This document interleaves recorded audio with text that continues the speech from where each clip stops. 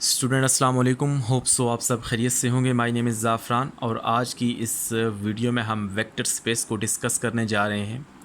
Vector space basically linear algebra का एक important topic है और वो सारे स्टूडेंट जो किसी कम्पिटिटिव एग्ज़ाम का हिस्सा बनना चाहते हैं उनके लिए ये प्लेलिस्ट आई मीन टू से कि लीनियर अलजेब्रा की इस प्लेलिस्ट में जितने भी मैं वीडियोस बनाऊंगा ये सारी वीडियोस उन लोगों के लिए बहुत इंपॉर्टेंट हैं जो किसी कम्पिटिटिव एग्ज़ाम का हिस्सा बनना चाहते हैं या यूनिवर्सिटी के एग्ज़ाम की प्रिपरेशन के लिए भी ये प्लेलिस्ट बहुत इंपॉर्टेंट है।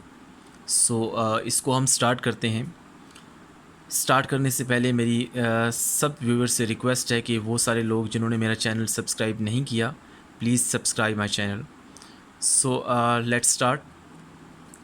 वेक्टर स्पेस को स्टडी करने से पहले मैं आपको फील्ड की डेफिनेशन बताना चाहता हूँ कि फ़ील्ड क्या होती है।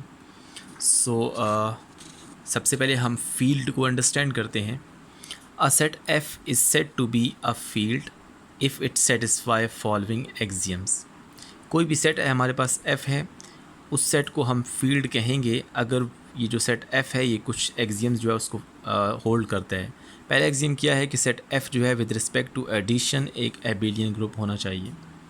एबिलियन ग्रुप के लिए देखें, हमारे पास सबसे पहले सेट एफ़ को closure property with respect to addition satisfy करना होगी, associative law with respect to addition satisfy करना होगा, और सेट एफ़ के अंदर आइडेंटिटी एलिमेंट एग्जिस्ट करना चाहिए विद रिस्पेक्ट टू एडिशन, और हर एलिमेंट का इन्वर्स भी एग्जिस्ट करना चाहिए विद रिस्पेक्ट टू एडिशन, और लास्टली हमारे पास commutative law with respect to addition जो है वो होल्ड करना चाहिए सेट एफ़ में। अगर ये पांचों प्रॉपर्टीज सेट एफ़ में मौजूद हैं तो हम कहेंगे कि जो सेट एफ़ है विद रिस्पेक्ट टू एडिशन एक एबिलियन ग्रुप बनाता है। सिमिलरली दूसरी प्रॉपर्टी क्या है कि सेट एफ़ जो है विद रिस्पेक्ट टू मल्टीप्लिकेशन एक ग्रुप बनाना चाहिए विदाउट ज़ीरो एलिमेंट। मतलब सेट एफ़ के अंदर अगर ज़ीरो एलिमेंट है तो उसको छोड़ के बाकी जितना भी सेट बचता है वो एक ग्रुप बनाना चाहिए विद रिस्पेक्ट टू मल्टीप्लिकेशन। और लास्टली हमारे पास जो थर्ड प्रॉपर्टी है कि सेट एफ़ के अंदर डिस्ट्रीब्यूटिव लॉ होल्ड करना चाहिए। आपको पता है कि डिस्ट्रीब्यूटिव लॉ दो तरह के होते हैं, एक लेफ़्ट डिस्ट्रीब्यूटिव लॉ और एक right distributive law. Left distributive law किस तरह का होता है? For all a b c belong to set F a into b plus c is equal to a into b plus a into c, ये hold करना चाहिए। इसको left distributive law कहते हैं क्योंकि हमने यहाँ पर ए को लेफ़्ट साइड से मल्टीप्लाई किया है। सिमिलरली राइट डिस्ट्रीब्यूटिव लॉ क्या होता है? For all a b c belong to set F a plus b into c is equal to a into c plus b into c. कोई भी set जो इन तीन प्रॉपर्टीज़ को होल्ड करता है उस सेट को हम कहेंगे कि वो एक फील्ड बनाता है।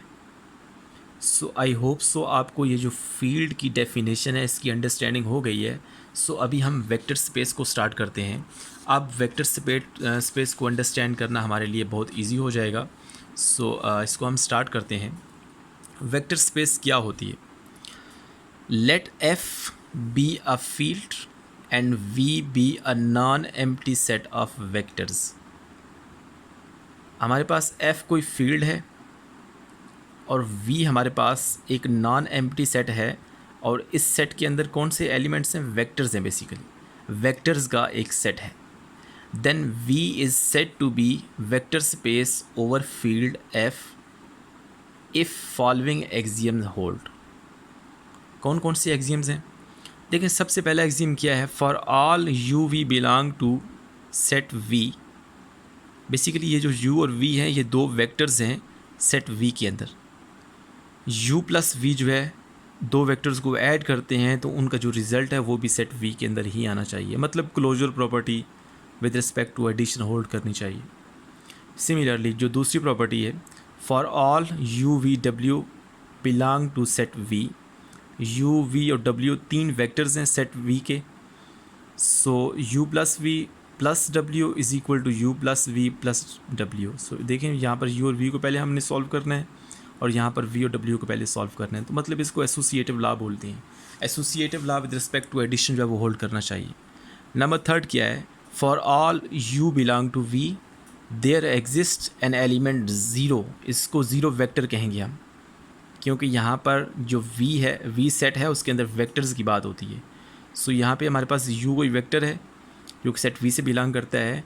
सो इस u के लिए कोई एक एलिमेंट v होना चाहिए, v वेक्टर होना चाहिए सेट v के अंदर, such that u plus V is equal to zero plus, ये ज़ीरो वेक्टर है, zero plus u is equal to u। So basically इस ज़ीरो वेक्टर को हम आइडेंटिटी एलिमेंट बोलेंगे। सिमिलरली हमारे पास फोर्थ प्रॉपर्टी क्या है, for all u belong to set v there exist an element minus u। Basically ये एक वेक्टर है माइनस u, ये भी बिलोंग करना चाहिए v से, सच दैट u और इस माइनस u को ऐड करें, दो वेक्टर्स को ऐड करें तो हमें आइडेंटिटी एलिमेंट मतलब ज़ीरो वेक्टर मिलना चाहिए। सो फिफ्थ प्रॉपर्टी कौन सी है, for all u v belong to v u plus v should be equal to v plus u। So अगर हम इन पांचों प्रॉपर्टी को इकट्ठा समझने की कोशिश करें तो ये all the above axioms necessary for abelian group. So इसका मतलब क्या है कि जो सेट v है विद रिस्पेक्ट टू एडिशन एक एबिलियन ग्रुप होना चाहिए। इन पांचों को अगर इकट्ठा मैं आपके सामने एक्सप्लेन करना चाहूँ तो यही है कि जो सेट v है वो एक एबिलियन ग्रुप होना चाहिए with respect to addition. Six property क्या है, for any c belong to f, c हमने कोई एक कांस्टेंट नंबर लिया है फील्ड f में से, एंड u हमने कोई वेक्टर लिया है सेट v में से, c को जब u से मल्टीप्लाई करूँगा तो जो इसका रिज़ल्ट है वो सेट v के अंदर आना चाहिए। ये सिक्स प्रॉपर्टी है। सेवन्थ प्रॉपर्टी क्या है, for any c belong to f, c आपके पास कोई कांस्टेंट नंबर है जो कि फील्ड f से बिलोंग करता है, एंड u भी belong to set v, c into U plus V is equal to C U plus C V, मतलब लेफ़्ट डिस्ट्रीब्यूटिव लॉ होल्ड करना चाहिए। सो देखिए हमने c जो है वो फील्ड f में से लिया है और u और v जो है वो सेट v में से लिए हैं। u प्लस वी करें और उसको c से मल्टीप्लाई करें तो सी यू प्लस सी वी के बराबर आना चाहिए। सो बेसिकली पाँच ये प्रॉपर्टी थी, 6 और 7 प्रॉपर्टी हो गई हैं। टोटल हमारे पास वेक्टर स्पेस की 10 प्रॉपर्टीज़ हैं। अगर वो 10 प्रॉपर्टीज़ होल्ड करती हैं तो हम कहेंगे कि जो सेट v है ओवर द फील्ड f एक वेक्टर स्पेस बनाता है। सो नेक्स्ट प्रॉपर्टी क्या है, number 8, for any C D belong to f, c और d हमने कोई से भी दो स्केलर लिए हैं, कांस्टेंट नंबर्स लिए हैं फील्ड f में से, and u belong to set v, u basically vector है जो कि सेट v से बिलोंग करता है। c प्लस डी करें और राइट हैंड साइड से u को मल्टीप्लाई करें तो ये सी यू प्लस डी यू के बराबर आना चाहिए। इसको राइट डिस्ट्रीब्यूटिव लॉ भी कहते हैं। So number 9, for any C D belong to field f and u belong to v, c into D U is equal to C D into U. और number 10 हमारे पास कौन सी प्रॉपर्टी है, 1 को u से multiply करें, u बेसिकली एक vector है, for all u belong to set v, u हमने कोई वेक्टर लिया है सेट v में से, उसको जब मैं 1 से मल्टीप्लाई करता हूँ तो हमें u ही मिलना चाहिए।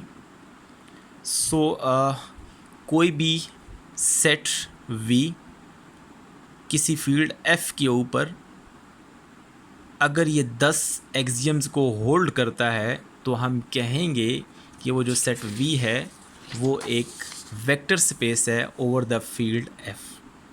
आई होप सो आपको ये जो वेक्टर स्पेस का टॉपिक है इसकी अंडरस्टैंडिंग हो गई है।